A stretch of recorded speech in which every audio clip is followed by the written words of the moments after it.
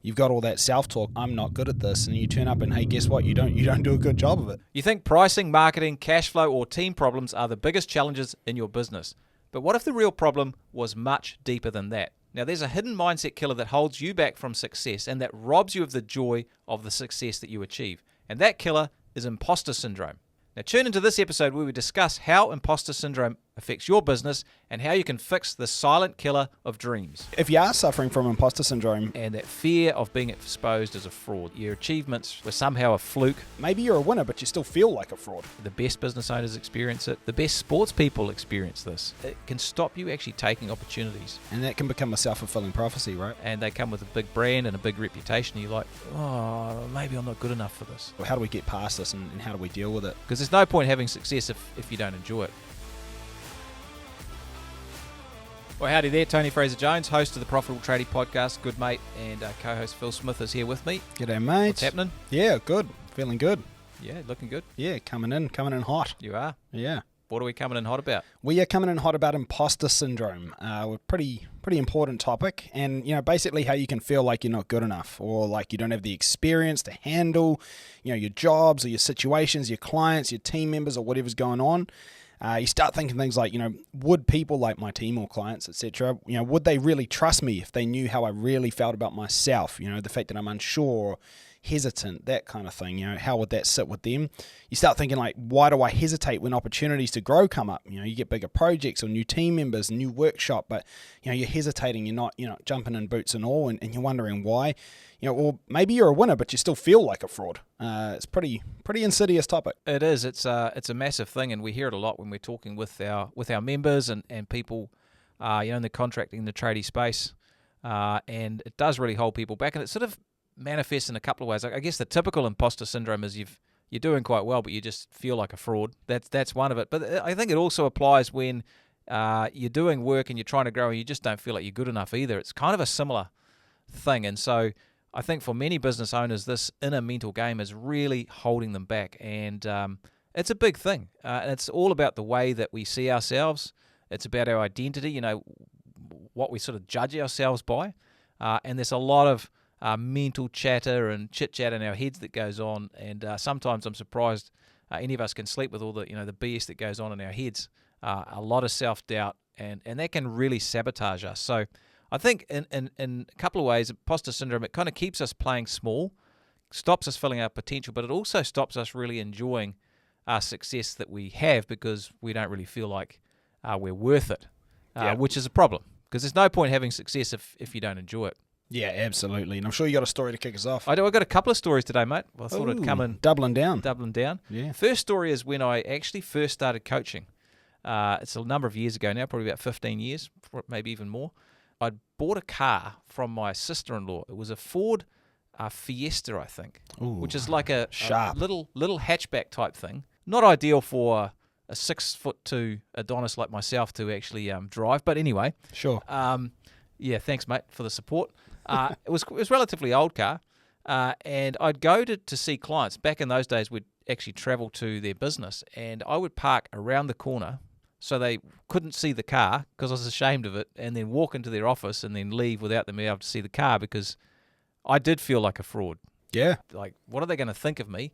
And that was bad enough. But if they saw my car, I thought there's no way they're going to respect me at all. Yeah. And so, my wife used to laugh, but, anyway.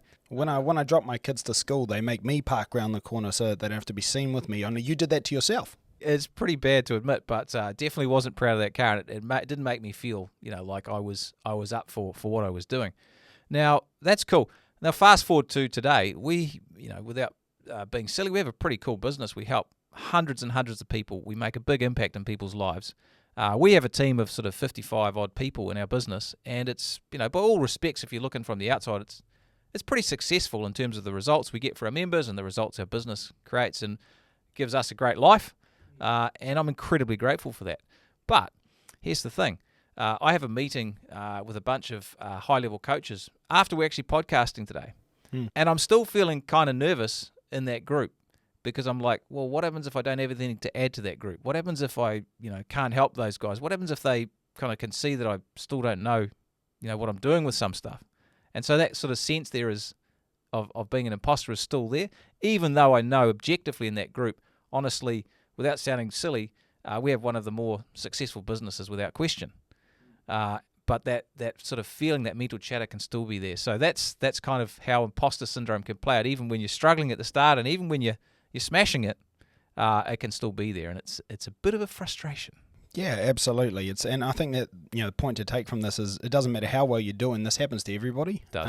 And so it's completely normal. And obviously, what we want to dig into today is how do we get past this and how do we deal with it? So, look, if you are suffering from imposter syndrome, which many of the listeners may be, you can run into some pretty big negatives. You can, and you may not recognize it as well. And so I think part of today is actually recognizing it. I think the first thing is it will impact you in terms of probably your pricing and your profitability. So you often won't believe that you're worth what you're charging, or you're undercharged because you don't see the value in the work, and so you're priced too low. The mental chatter is, I'm not really that good. It might be, well, I know this is easy to do, so why would someone pay that much for it? And what happens is you end up not making enough money. And as a result, you end up having to work harder because you're making less money per hour, and clients are getting cheaper work, and sometimes they don't respect you either if you're cheap. So there's a whole kind of thing there, but it can definitely affect your pricing and your profitability. There's no doubt about that, because you just don't feel like you're worth it. Yeah, well, it's a big slippery slope that really started from the voice in your head rather than anything that's actually going on as well, That's right. It's pretty tough, because even knowing that, it doesn't mean the voice isn't there, right? So it's pretty tough. Yeah, I mean, and I know it, but that voice can still be there sometimes, but you obviously learn to deal with it, and that's what we'll jump into. Yeah, absolutely. And so, yeah, it definitely affects your pricing and your profitability. I think what it also can do is it can stop you actually taking opportunities.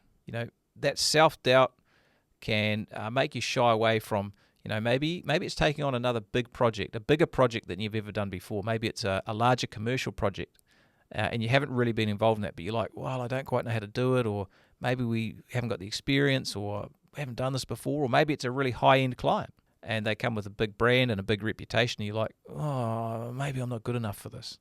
And so you kind of stay safe. You stick to what your comfort zone is, and therefore you miss out on those opportunities.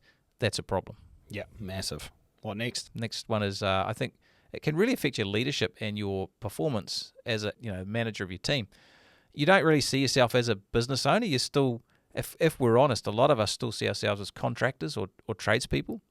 And that means we can often be a little bit hesitant making decisions, avoiding difficult conversations, maybe struggling to delegate properly because we sort of see that we're the one who needs to do it. If it's done right, and if it doesn't, we might let people down, and that'll reflect badly on us. And so the results there can be, an undermotivated team, a team that doesn't show the initiative that you want them to. That's not great for culture, because people don't feel empowered, and then that might lead to higher, employee turnover, because they just don't feel like they've got a place that they grow, and they feel like you're micromanaging them or being a control freak. So it can definitely impact in the areas of leadership as well. Well, not just that, but strong team members want to follow strong leaders, and so if you're doubting yourself in your leadership and not putting your best foot forward, because of that voice in your head, it can really turn off those strong performers, because they're looking to you for that strength. And so if that's not coming through, then it not only are you not setting the tone and building your culture right, but you're also actually making it really hard for people to follow you. So it's tough. It is. There's no doubt that people want to respect their leaders. Yeah. And if it's hard for you to respect yourself, obviously that flows through. This one is interesting though. It's struggling to market yourself, and I see this a lot. It's secretly you feel like a bit of a fraud, so you don't want to put yourself out there, and that often plays out in social media. It's like, well, I just feel weird putting photos of what we're doing or what I'm doing or my family or my activities out there. They're not that special. They're not that important. Why would anyone care about that? I don't really want to go networking because I'm like a bit awkward and I don't feel like I've got anything to add. And that is a big problem, because that leads to a contraction rather than an expansion. And it's due to the fact that we don't feel comfortable with ourselves to actually put ourselves out there. Yeah, and that can become a self-fulfilling prophecy, right? Like if you say to yourself, I'm awkward, I'm not good at networking, well then when you go to a networking event, you actually fulfill the prophecy that you created, because you've got all that self-talk in there, hey, I'm not good at this, and you turn up and hey, guess what, you don't do a good job of it. It's because you signed that deal before you got there, like you were always going to act the way that you thought you would act. You were choking before you started. Yeah, that's right. You told yourself it would go badly, and it does. So what's next? Burnout from overworking is a consequence of imposter syndrome, and that feels like a big leap, but here's how it works. If you don't feel worthy, you don't charge enough, you don't hire enough people, you don't provide enough leadership, then you just often work harder to compensate. So you just put your nose to the grindstone to really grind it out so you can get on top, and you take on too much. You try and do everything yourselves. You don't have the money to hire people and get systems in place or take vacations or breaks. And you eventually burn out, and it really hurts your health and your business. And that is a self-fulfilling prophecy, because then you feel rubbish about where you're at. And so it reinforces this identity, this idea you had of yourself, that you were an imposter, that you weren't good enough. So that's a big issue. Yeah, that's huge. What else? There's more. There's more, that's right.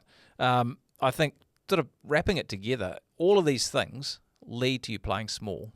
And so you avoid actually doing the things that will help you grow and improve your life. So you avoid the things that you want because of how you feel about yourself. It might even be you're asking the question of yourself, who am I to run a bigger business? Who am I to pretend like I'm a CEO or I'm a leader of people? I could barely pass school. So who am I to be able to do that? And that fear really gets you locked in a cycle of poverty and frustration.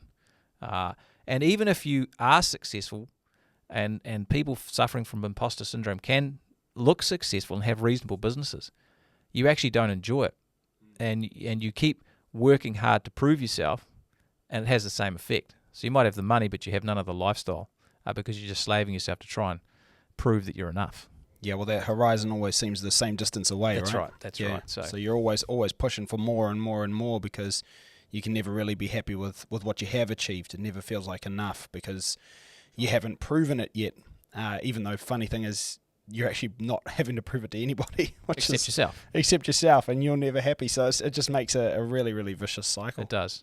And I think the thing is everyone suffers from this in one way, shape or form. Like I said, even if you're like me at the start with the rubbish car, sort of pretending, or at the finish where you've got a very successful operation, you can still feel like that. But the key is it's actually not very healthy, and it's going to hold you back from the success you want. So that's the important thing.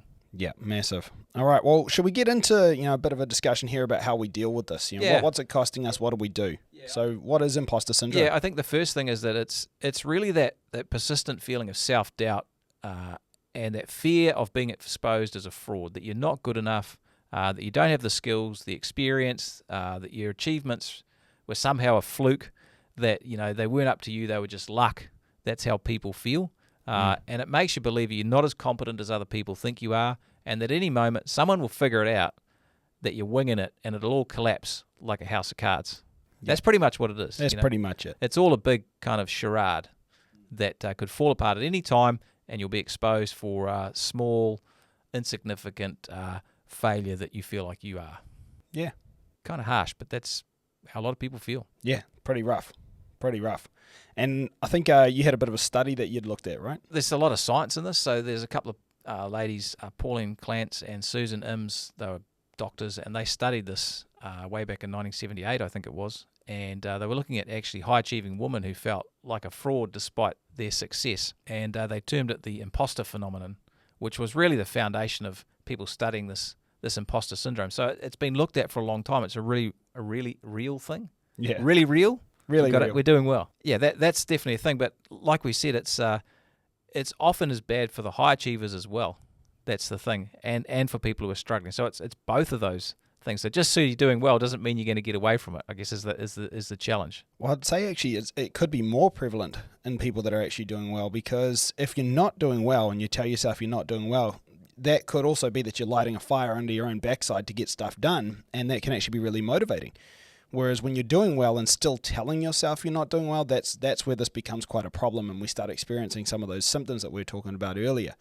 You're not able to actually enjoy it or capitalize on it or do anything extra, and basically it's going to start affecting all different areas of your life and business. And so usually it's the people that actually are doing the best which are going to suffer the most from this, because that's when it's truly incorrect. Whereas if you're genuinely not doing so well, you're probably actually just being real with yourself and having a wake-up call, and then you're going to get after it. So yeah, I mean, there's that, and there's also that it applies at different levels. So, you may be starting out, and you may have a business with 3 or 4 tradespeople running around, and you could feel like an imposter at that level, which is fine. And then you might, have someone else who has a business with 25 tradespeople running around in a multi-million-dollar business. They can feel like an imposter as well. So it can apply at any level. Yeah, absolutely. It's a massive thing. I think the point with what I'm saying with doing well is it's not about, having a big business or a small business. It's about, being real with yourself about what you're not doing very well in terms of, day-to-day behaviors or things that you're doing in your business, but also not being real with yourself around the things you are doing well, because, I don't care who you are. If you're listening to this, there are things that you do well. And I think a lot of the time we can have negative self-talk even about the stuff that we are doing well, just because we're not necessarily where we want to be yet. And so, that's a huge part of this. And there's massive hidden costs. Yeah, I think we should definitely dive into this. Costs. Like, first off, there's the costs of, all of the things that you're not doing. So if you think about earlier, we talked about you're not marketing yourself right. Cool. Well, there's a cost in future work that you don't win. If, you're not managing your team right or leading your team right because of your imposter syndrome, well, then there's massive costs in terms of staff turnover, in terms of loss of productivity. If you're not pricing your jobs right because of imposter syndrome, well, then there's a huge margin drag. Like, all of these things have monetary value. And so if you're not able to execute them well due to the own voice inside your own head, then, this is actually going to cost you real money and real time. And it's expensive. It's really expensive. And I mean, again, you're not taking those opportunities. So finally, good opportunities come along. There's that awesome team member that you could take on, but you don't take them on because you doubt your ability to, keep them satisfied and utilize them properly and make a, return on the money that you spend with them. There's that huge project that comes along. It could have been a game changer for your business, but you don't take it on because you doubt your ability to execute or to keep the client happy. There's so many opportunities that come up every day, and, we might look the other way or ignore them or pass them over because we just don't believe that we are enough to actually, warrant those opportunities. It's pretty tough. And the thing with the opportunities, it's opportunities are not about just the opportunity that's in front of you, because if you take one opportunity, that opens up multiple other opportunities. And so opportunity, not taking opportunities shuts down all the future opportunities that accrue from that opportunity, if that makes any sense. Well, that's right. I mean, you take on that big project, you do a good job, that client gives you another big project or, multiple new big projects, not to mention they refer their friend who also could give big projects. And most importantly, you've changed that lens for yourself where you're like, I can take on big projects. And suddenly you realize there's all these opportunities out there, but you weren't even looking at them before because you'd turned your brain off to it. So, I mean, this is a really, really big thing is having the confidence in yourself and your abilities to actually look for those opportunities and see them when they're there and then grab them with both hands. And I think a big part with imposter syndrome is that often people will see those opportunities, but they're waiting till the right time. Essentially, they're like, when I get past this issue or this problem or when I can fix this in my business, then I'll be in a position to really take these other opportunities. And so you're always waiting for that other day. And I think actually it comes to mind about, you probably read All the Places You'll Go with Dr. Seuss, and he talks about the waiting place. It's like it's the most useless place. People just sitting around waiting, and there's always something to wait for, and there's always something you could improve. And if you're always waiting until the conditions are perfect to take those opportunities on, well, you'll be waiting forever. So you've really got to be able to switch that in your head. And I think the emotional cost of imposter syndrome is massive. I mean, like, firstly, I mean, for me, if you're always striving to prove yourself because you never believe that you're good enough, well, then you're going to live with this deep, deep sense of inadequacy and like you're not enough. It's like basically that your self-talk is constantly saying you're not good enough yet, you need to do better. And it doesn't matter how far you go, that horizon's always the same distance away. And so it's tiring, it's stressful. It's really, really detrimental to your health, to your relationships. Basically, it just puts you in a really bad space. You don't believe in your abilities, so you're going to be having great opportunities. You don't take advantage of them, but also, you're doubting everything that you're doing right now, and that can potentially make everything you're doing right now actually go worse as well. And basically you just don't ever enjoy the success you have or the wins that you get, because you're always just living in fear of being exposed and, someone pointing out that, hey, yeah, you got that win, but that was a fluke, or, broken clock is right twice a day, right. That kind of thing. When in reality, it's like you did earn your wins, you did earn your successes, and you should be able to enjoy that, be happy with it, and continue to grow. A good thing to think about is, if you have a win, the only way you can get the win is by doing the work required to get the win. That's it. Which means you've done the work and you deserve it. Yeah. It's as simple as that. There's nothing else.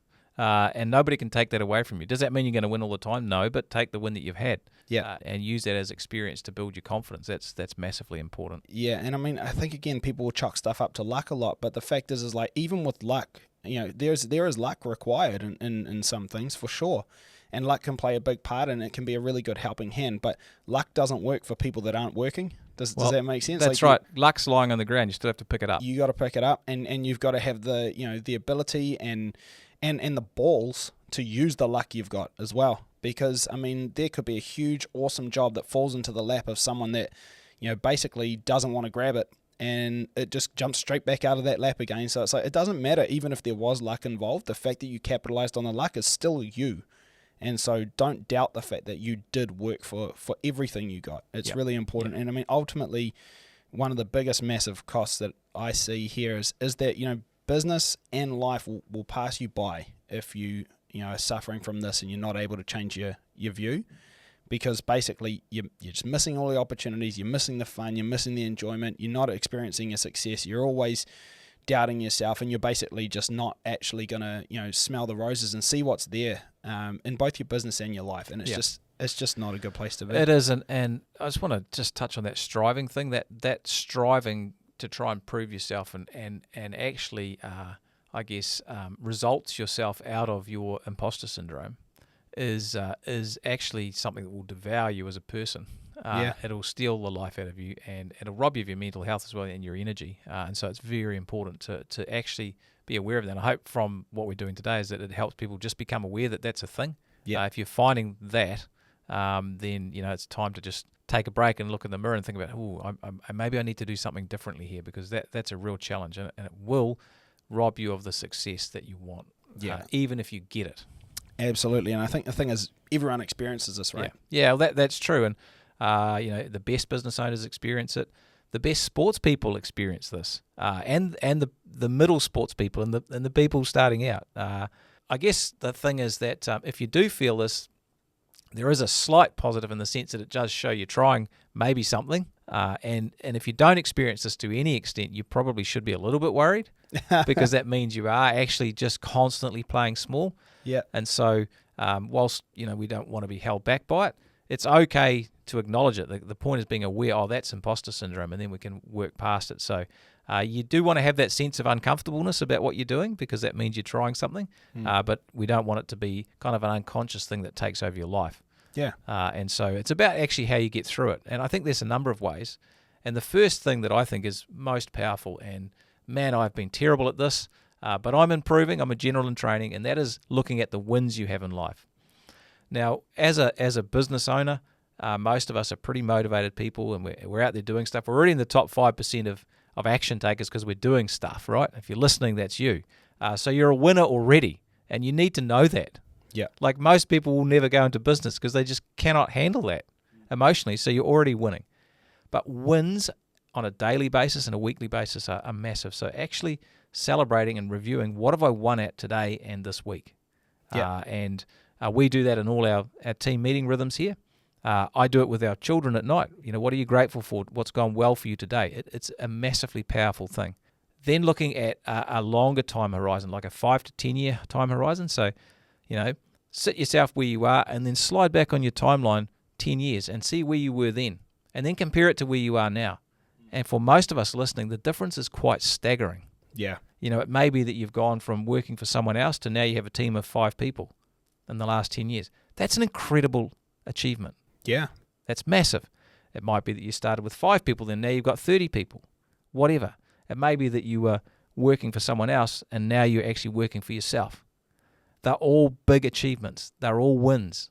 And the reason that we focus on those wins is like, 1, give ourselves a pat on the back, but 2, we're like, actually, I'm making an impact here. I'm doing stuff. I can actually change stuff in my life. I'm powerful and I'm capable. And so it locks in, I think we've talked about this a lot, the internal locus of control. It means I can control my environment rather than I'm just at the winds of change in the environment and the economy and all that sort of stuff. That's very powerful. So focusing on wins, setting the internal locus of control really helps you understand that you are actually the author of your own, your own success story. You're not just in someone else's story. So that's very important. Yeah, that's massive. Second one for me, I think peer group. This is huge. Like, you really are, the sum of the five people you hang out with the most. And I think if you're hanging out with a bunch of people that are, feeding that imposter syndrome, that are, also, I don't know, coming along with that voice, hey, yeah, there's a bit of luck involved with that one, Tone, or hey, man, like, did you really know what you were doing there? And that kind of talk, it's going to really drag you down. But if you've got, peers which lift you up, support you, and help you to, experience your wins, or hold you accountable to, taking action, or help you to reframe your thinking, so it's like, hey, yeah, this didn't go so well, but, what did you learn? Or, hey, this, you don't think you did too well there, but look how far you've come. Those kinds of things, if they're coming from your peer group, it's going to be massive for you, because it, one way or another, this does affect everybody, imposter syndrome, and you will have those negative voices in your head, and sometimes you need other people, to be able to check your thinking, and to be able to, put you back on the right track. And so it comes down to, like, what friends you're hanging out with. How do you guys talk to each other? How do you support each other? What are you actually, doing to deal with this stuff? Are you being honest with them? Are you telling them, hey, I'm feeling this way, and giving them a chance to help you reframe? It's your associates, the people that you deal with at work. It's, business groups, things like BNI and things like that, where you go and meet with other business owners. Coaching. Obviously we have a really, really strong community of clients that we work with in our $1 Million Tradie program and boardroom, and having those others around you that are in the same spot, that know what you're going through, and can check your thinking, and help you to realize your wins, and smell the roses, and see the wood for the trees. This is huge, because it keeps you on track. Yeah, and the thing about the peer group is they need to be positive and supportive, resourceful people, but it's also good to know that they all feel the same. Yeah. And there's like a problem shared is a problem halved. And so it helps you realize. See, the thing with the mental challenges in businesses, we think we're the only ones facing them. Yeah. That's actually a big part of the problem. But I've got a saying, everyone's butt points south. And it's good to know that when you hear what's going on in their heads. Oh, you're this successful and you've felt like this as well? That's fantastic. So that does require some vulnerability, which is not always easy. Well, we're on a squad the other day, man, and with squads are these things we do with our boardroom group, and basically they catch up, and they're all hanging out. We got 4 different business owners in this call, and one of them was having a bit of a hard time, and everyone else, propped them up and showed them actually the wins that they have had, and actually the massive learning that they'd had from this issue that they were experiencing, and how that's now never going to happen again, and help them completely reframe it. And then one of them commented, it's funny because every month when we do this, it's kind of like we all have our turn. But every time someone has their turn, struggling mentally and emotionally, everybody else will wrap around them and actually help them to see what's really going on there, and reframe their thinking, and get on with some more wins. And it's funny that you never really get the same person twice in a row, but everyone has their turn from time to time. And I think everyone knows that everyone goes through this, but when you do, you've got that peer group around you that can help lift you back out of the hole. Yeah, because isolation is a big problem in business and in life in general. So if you are isolated, it's very important you find a way to reaching out to other people who you can connect with, and understand that this is a person issue, not a you issue. Yeah, it's huge. So your peer group, the people you hang with, is huge. And I think your attitude to mistakes is a big issue here. And so a lot of us look at mistakes as failure. That didn't go well, I'm a failure. If you can switch from seeing failure as a mistake as a failure to feedback is very important. So anything that goes wrong is just feedback. It's not the end of the world. It's actually just feedback on the process that you're going through. And if you can see it as feedback, then you lock it in as learning, and it takes away that kind of emotional, turmoil that we have when things don't go right. Yeah. And something that really helps me, and I've coached a lot of people about, is, the challenges we face today as business owners, they're very real, and they're very in our face, and they're very confronting, and they really, get us emotionally and mentally. But if you pull back a few hundred years and think about what people were dealing with 200 or 300 years ago, if they made a mistake, that means starvation or death. It was like like a subsistence economy, right? Yeah. Now most of the time, it's a mistake, it's a problem. It causes us issues. But if you just can step back a little bit, you're like, this is not actually the end of the world. This is just part of a step along the journey. I'm still eating. The kids are still good. Still got a house, for the most part. And that makes things it's a lot easier time, to be honest. Yeah. And so that really helps me with the perspective that takes the pressure off in terms of, what if I get discovered, or what if things don't go right? Yeah. So that's a big one as well. Well, that makes me think of a story, actually, just a quick one. Good story. So actually I'll steal this one off Zig Ziglar. Old boy Zig. listening to one of his tapes the other day, and he asked his audience, what do you think the most profitable model that Ford ever made was, the car manufacturer? And people are chucking out names, and he says the Edsel, because without that coloss of balls up, they never would have made the Mustang. And so I think that's really important way to look at it. Like you could look at it like, well, that was a flop. No one bought that car. We had to recall it and basically never build it again. It was that bad. But actually, the way that Ford looks at that is that because of that, we've now created something that's even better. We went back to our clients, customers, everyone that buys Ford, and we said what was so bad about it, and all the learnings created the Mustang. And if you think about that, you could say the Mustang's the profitable one, but actually without the Edsel, the Mustang wouldn't exist. And so it's the way you look at that mistake. It's you never, failure is an event. It's not a person. It's not a company. And it's not final. It's not final. And as Zig would say, tomorrow, today really did end tonight, and tomorrow really will come. So it's really one of those things where if you're looking at the right way, you can actually use every failure in your own advantage. It actually becomes a win anyway. So yeah, the way you look at it's super important. Yeah, and the last piece to really get through this is understanding that confidence and feeling good and capable does not come from sitting there meditating and wishing that you could do this and visualizing it. It actually comes from the experience of doing something and improving and getting good at it. And so that means that action orientation is actually quite important. And I'm not saying here that just keep doing stuff until you feel good. That's not really what I'm saying. It's that you will prove to yourself, you will actually understand that you are competent and capable by just looking at the things you've done and saying, yeah, I'll celebrate that win. That went well. I'm capable. I know I can do it. And so you can't get locked up in that inaction, that procrastination, because that will just feed this whole feeling of being an imposter, of not feeling good enough, of feeling like a fraud. Think of the best sports people. They practice so much so that when they get in the game, it's just instinctive. Yeah. It's not, they know they've done it. They've bled on the training pitch to win on the field. Yeah. That's very important. Yeah. So that action orientation, not getting stuck and bound up in procrastination is huge.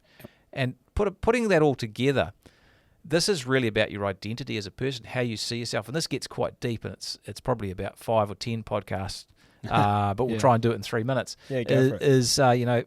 It's realizing that I'm not just a plumber. You might see yourself, or I'm not book smart, or I was no good at school. You've got to reprogram that stuff. You've got to actually start feeding yourself.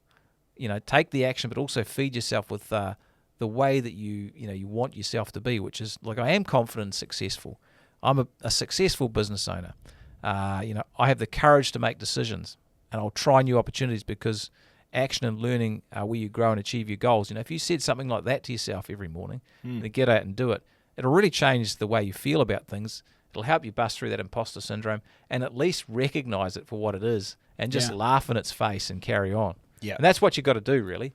Yeah. You'll recognize it, laugh in its face, and just carry on. Yeah, and I think if you're struggling with this, just remember, if you're listening to this and you own a trades business, you're one of the 5% or less of people, regardless how well you're doing, you're one of the 5% or less of people in the entire world that is creating jobs for the other 95%. You're one of the only people in the world that had the balls and the guile and the skills and everything to actually get after it and make an economy for everybody else, which is incredible. You're already a winner, and I think it's really important to acknowledge that and to help yourself experience those wins along the way as well, because even if you're not where you want to be yet, just remember, bamboo takes 5 years of watering and fertilizer before it even cracks through the soil, and then it grows about 90 feet in year number 6. So you just got to remember, it's you celebrate that water and that fertilizer every single time, because that's the only way you get to year 6. And so